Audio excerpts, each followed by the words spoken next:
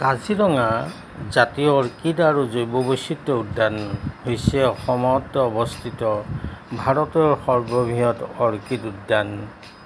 ই গোলাঘাট জিলাৰ দুৰ্গাপুৰ গাঁৱত প্ৰায় 6 একৰ মাটি আছে। এলেকাত বিস্তৃত উদ্যানখনে কাজিৰঙাৰ গৌৰৱ বহুগুণে বৃদ্ধি কৰিছে।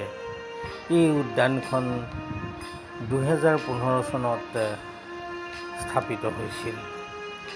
এই উদ্যানখনত 500 বিধ বনৰীয়া অৰ্কিড, 132টা প্ৰজাতিৰ টেঙা ফল আৰু শাক-পাচলি, 46 বিধ বাঁহ আৰু 12টা প্ৰজাতিৰ বেত আৰু আন বহুতো উদ্ভিদৰ লগতে বিভিন্ন প্ৰজাতিৰ স্থানীয় মাছ আছে।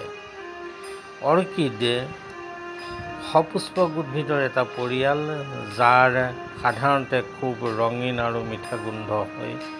ইয়াক সচৰাচৰ অৰ্কিড পৰিয়াল বা অৰ্কিড বুলি জনা যায়।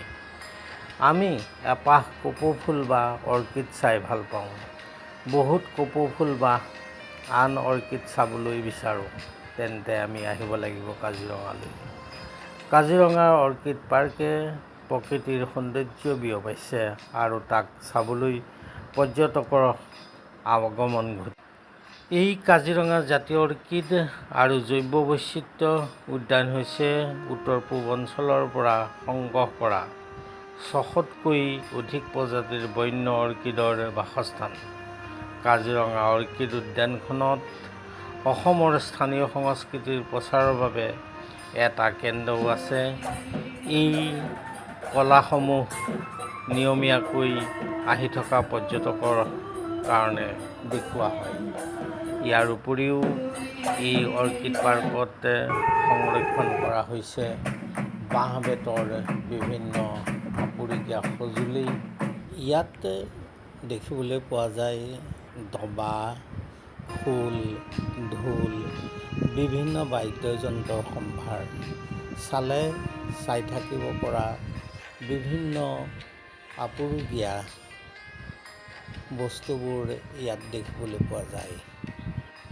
লগে লগে বিভিন্ন প্ৰজাতিৰ ধান, তাৰ উপৰিও আটক-ধুনীয়াকৈ বিভিন্ন প্ৰজাতিৰ গছ-গছনিৰে, বিভিন্ন উদ্ভিদেৰে ভৰপূৰ এই কাজিৰঙা অৰ্কিড পাৰ্ক।